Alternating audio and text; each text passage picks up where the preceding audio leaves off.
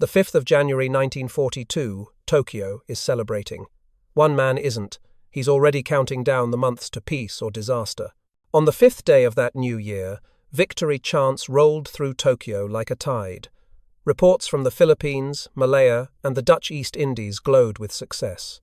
Yet far from the cheers, aboard the flagship Yamato at sea, Admiral Isoroku Yamamoto opened a folder and saw something else, a race against time. He ordered his chief of staff, Matome Ugaki, to prepare the second stage of operations by mid-February. The schedule sounded bold. The reasoning behind it was urgent. Yamamoto had studied America. He had lived in Washington as naval attaché from 1926 to 1928. He had debated the British at the London naval conferences in 1930 and 1934. He understood industry, oil, and the hard math of a long war. Japan could strike like lightning, yes, but a drawn-out fight against the United States and Britain? He knew the odds. Even while the Empire rode a wave of triumph, he quietly argued for something rare in those days: foresight. That foresight took courage. In Tokyo, hardliners wanted to push outward, as long as we are victorious. They dreamed of Australia, the Indian Ocean, even the Soviet Far East. Yamamoto didn't share those dreams. He spoke openly enough that friends worried he might be assassinated if he stayed in the capital. So he worked at sea, away from politics, warning that Japan had to win a decisive victory quickly and then seek terms. A year and a half, he believed. 18 months to turn early gains into a settlement before American power arrived in full. He watched the board with a gambler's focus. Singapore might fall in 5 or 6 months, he said on that January day. Manila had already gone. Cavite lay in Japanese hands. But the Pearl Harbor strike had missed the American carriers, and that haunted him. The enemy still had a mobile sword. A spectacular blow would be needed to set the stage for negotiation. Not endless expansion, not a shopping list of new conquests, but a single strike that would force Washington to the table while Japan still held the pieces. This is where Yamamoto's bravery stands apart. War celebrates attack pilots and ship captains, the men who charge forward under fire. But it also asks for a different kind of courage, the nerve to say, enough, when momentum tempts you into overreach. Yamamoto had that nerve. He argued with princes and ministers, including Prince Konoe, about what kind of war Japan should wage. He kept his eye on the clock, not the headlines. He was a commander who loved his navy and feared what a long war would do to it. On the 5th of January 1942, amid victory parades and swelling pride, Yamamoto began planning not just the next operation but the endgame. He wanted a decisive battle that would allow a generous olive branch. He sketched the path: protect fuel, manage risk, force a carrier showdown, and then talk peace while Japan still could. History would test that plan brutally. But in that moment, his stance clear-eyed, restrained, and unsentimental was an act of courage in its own right. Tokyo's planners could barely believe their own success. By January 1942, the map of Asia seemed painted red with the rising Sunday. Hong Kong, Manila, Guam, Singapore, each name had fallen like a domino. To many inside the Imperial General Staff, it looked as if Japan had unlocked an unstoppable formula for victory. But beneath the euphoria, an argument raged, one that would shape every decision of the war's next critical months. At one end of the table sat the army faction, intoxicated by conquest. They saw destiny in expansion, urging Yamamoto's navy to strike deeper to Australia, India, even the Soviet Union. Advance while fortune smiles, they said. They wanted to roll the tide of empire across the Pacific until no Western foothold remained. The army was already stretched in China, but blind to the limits of supply and steel. For them, momentum was victory's only guarantee. At the other end sat Yamamoto, the man who had predicted Pearl Harbor's brilliance and its danger. He had delivered the opening blow, but he knew its limits. Destroying American battleships hadn't ended American power. The oil tanks at Pearl Harbor still stood. The shipyards were untouched, and somewhere in the vast Pacific, the U.S. carriers were alive. He reminded his peers that the enemy's true strength was not the fleet sunk in December, but the one still building in American factories every hour of every day. His colleagues didn't want to hear it. They accused him of defeatism. He replied with precision, not emotion. Japan had one chance left: win one more stunning victory, then offer peace while still strong. Anything beyond that, an invasion of Australia, a push toward India, would be madness. He proposed bold alternatives. Strike west into the Indian Ocean, destroy the British Eastern Fleet, and link up with German advances through the Middle East. Capture oil, force Britain to its knees, then negotiate from power. It was audacious but logical, yet the army dismissed it. They refused to divert resources from China. No land campaign, they argued, should serve a naval dream.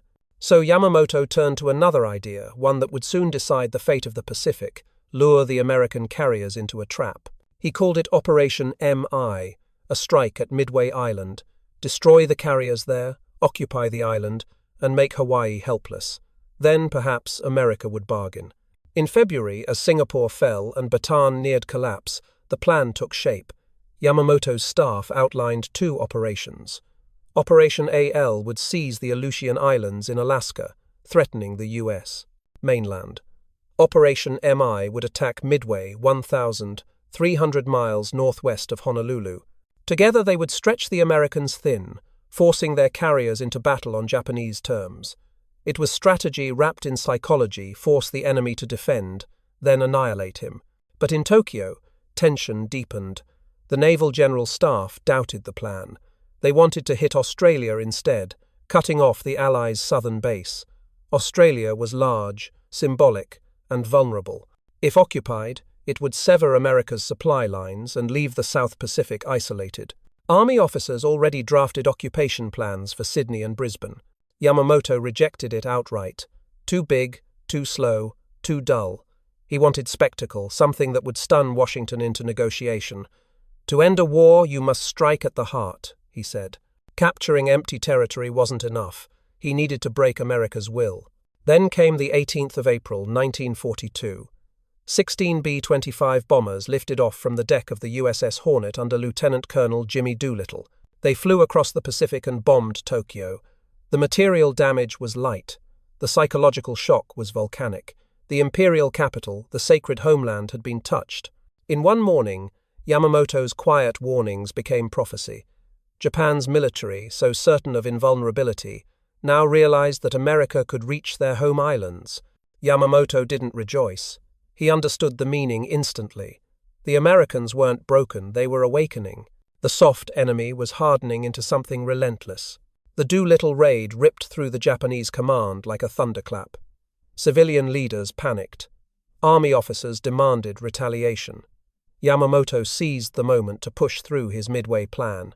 If they can bomb Tokyo, he told the high command, then we must destroy their carriers. The next battle must be decisive. He won the argument. The date was set for early June. It would be the largest fleet Japan had ever assembled. 4 first-line carriers, 2 light carriers, battleships, cruisers, destroyers, all converging on a tiny atoll barely visible on any map. The plan was brilliant in theory, fatally overcomplicated in execution. Behind the precision of maps and orders, Yamamoto carried a quiet dread. He was about to wager the future of Japan's navy on one throw. He had promised his emperor and his country a short war, a victory within 18 months. To keep that promise, he would gamble everything on Midway. The 18th of April 1942. The Pacific Ocean is grey and restless beneath the deck of the USS Hornet. 16 olive-drab bombers, each heavier than any aircraft ever launched from a carrier, stand lashed down in rows. The wind claws at their wings. On the deck, Lieutenant Colonel James H. Downes H.com. Doolittle gives a simple order: let's go. Moments later, his B-25 Mitchell roars forward, engines straining against the storm. The bow rises and the bomber lifts free of the waves, its tires clearing the deck by less than 20 feet. One by one, the other 15 follow an impossible act that will soon rewrite the psychology of an entire war. Their target, Tokyo. For 4 months after Pearl Harbor, Japan had seemed untouchable. Its armies had conquered half of Asia. Its fleet ruled the Pacific. American morale lay in ashes. But somewhere in that darkness, a few minds refused to accept defeat. Navy Captain Francis Lowe proposed the unthinkable: launch medium bombers from a carrier, strike Japan directly, then continue west to China. It was part desperation, part defiance. Doolittle, a peacetime air racing legend, volunteered to lead it. Training began in March on the American coast. Pilots practiced short takeoffs, barely 600 feet of runway. They learned to fly low over the sea, unseen by radar. Mechanics stripped each plane of guns to save weight and added extra fuel tanks for the 2,400-mile mission. Every man knew he probably wouldn't come home. On April 2, the Hornet sailed from San Francisco. A second carrier, the Enterprise, provided escort. Admiral William Halsey commanded the task force. Their orders were sealed until they were 3 days from Japan. When the bombers appeared on deck, sailors realized what they were about to attempt: the first American strike on the Japanese homeland. At dawn on April 18, a Japanese picket vessel sighted the task force earlier than expected.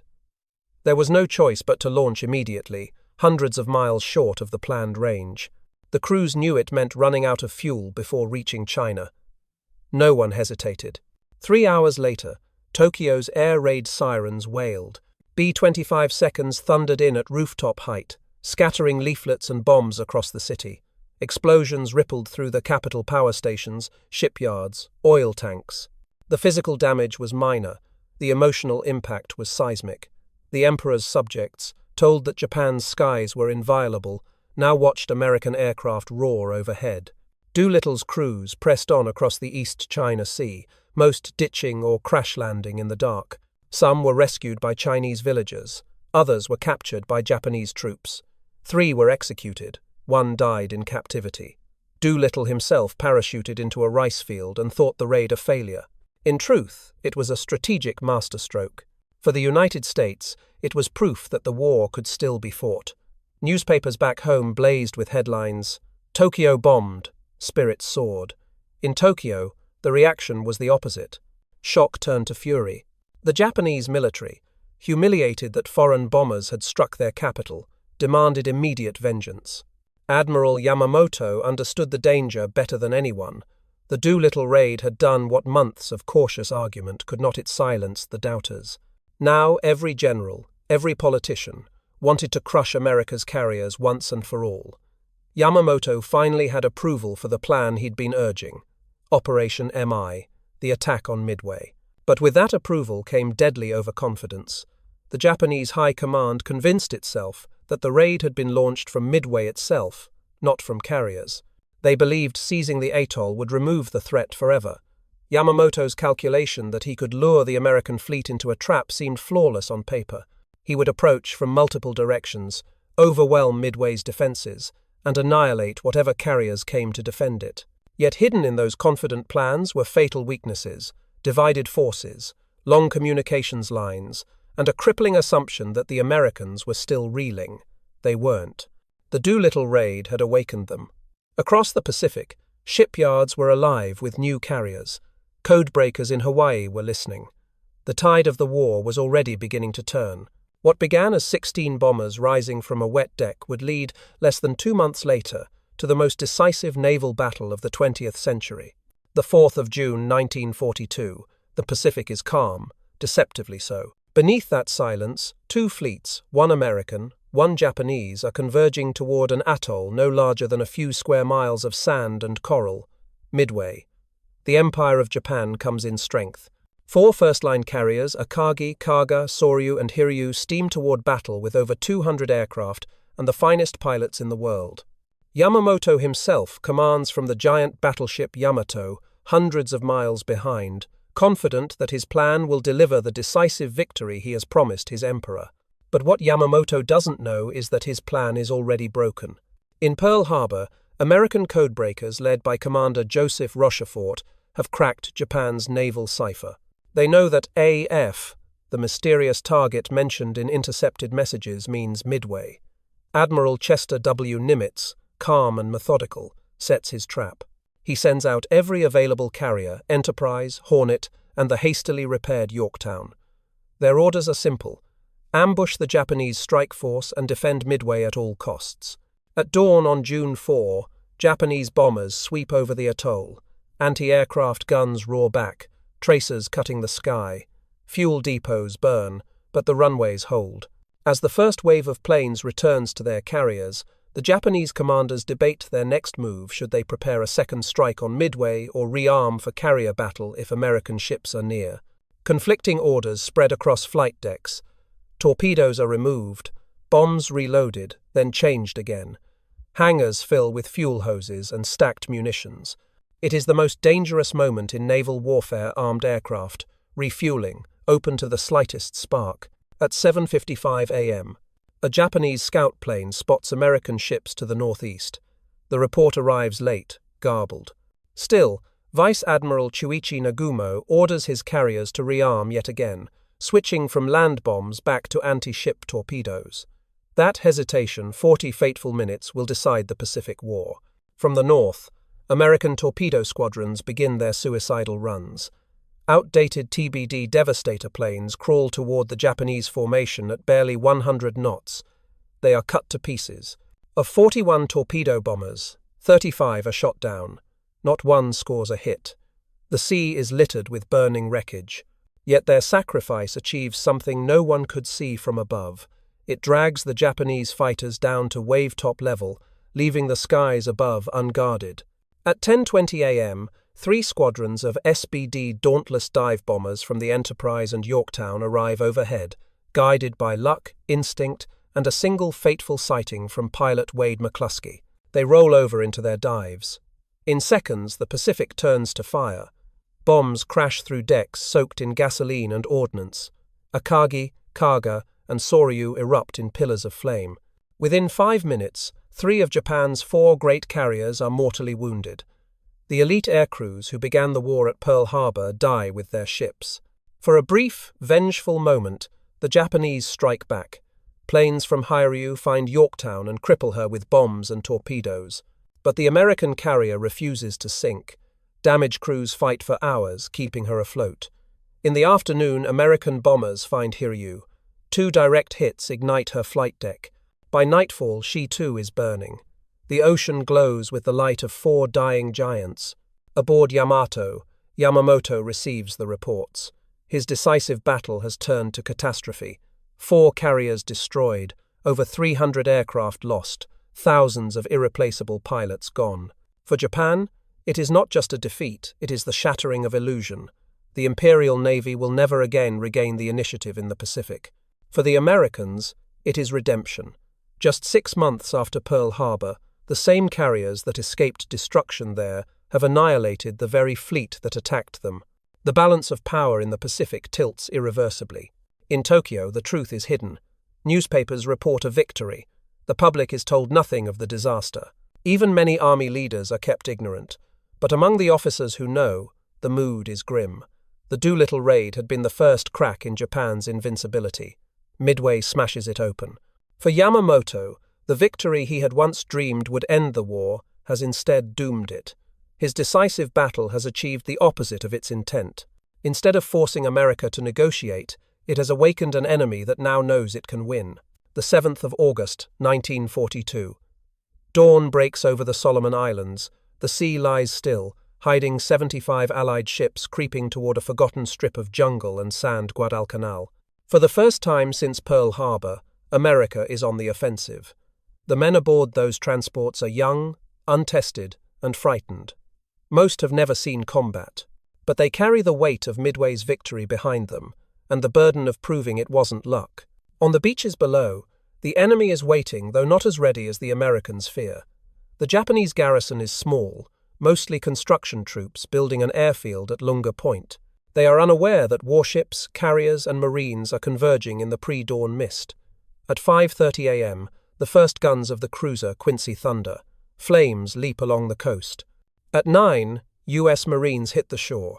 The Pacific War has turned. The landing is clumsy, chaotic, and raw. Amphibious tactics are new. Many Marines stumble through surf with weapons held high, expecting machine gun fire that never comes. The Japanese have fled inland, leaving tents still set for breakfast bowls of rice half-eaten, chopsticks dropped in haste. For a moment, victory feels easy. It won't last. Across the water on nearby Tulagi and Gavutu, other Marines fight a different kind of battle. There, the Japanese resist to the last man snipers in trees, machine guns in caves, and sudden banzai charges in the dark. On Tulagi, a single company of 250 Japanese soldiers holds off elite Marine raiders for 2 days. When silence finally falls, only 3 prisoners are taken. The rest have fought to the death. The Americans learn their first grim lesson of the Island War. Surrender is rare, and mercy is often fatal. By nightfall, the US flag flies over the unfinished airstrip. It will soon be named Henderson Field, after a pilot killed at Midway. That name becomes a symbol, a promise that the sacrifices at Midway were not in vain. But even as the Marines dig in, disaster brews offshore. Admiral Frank Jack Fletcher, fearful of losing his carriers, withdraws them just 2 days after the landing, leaving the invasion force without air cover. Admiral Richmond Kelly Turner, commanding the transports, has no choice but to retreat as well. 10,000 Marines are stranded, short on ammunition, food, and communication. Above them, the sky belongs once again to Japan. At Rabaul, Admiral Gunichi Mikawa gathers a fleet of cruisers and destroyers and steams south through the Slot, a narrow channel that will soon earn the name Iron Bottom Sound for the ships that die there. On the night of August 8, under perfect darkness, Mikawa strikes. His guns tear through the Allied covering force off Savo Island. In less than an hour, 4 Allied cruisers are sunk, 1,000 sailors killed. The Japanese withdraw before dawn, leaving the Marines ashore alone, unaware that the sea behind them runs red. Yet they hold. Day after day, Japanese aircraft bomb Henderson Field. Night after night, enemy ships shell it from the sea. Marines work under fire to fill craters, repair planes, and bury the dead. They eat cold rations, fight malaria, and watch comrades waste away. Reinforcements are scarce. Supplies come in only by risky convoys called the Cactus Express. Still, they refuse to yield. By September, Guadalcanal has become the focus of the entire Pacific War. The Japanese throw everything they have at the island, navy, army, and air power. They launch wave after wave of attacks, often at night, screaming as they charge through the jungle. Each assault breaks on the same line of muddy foxholes.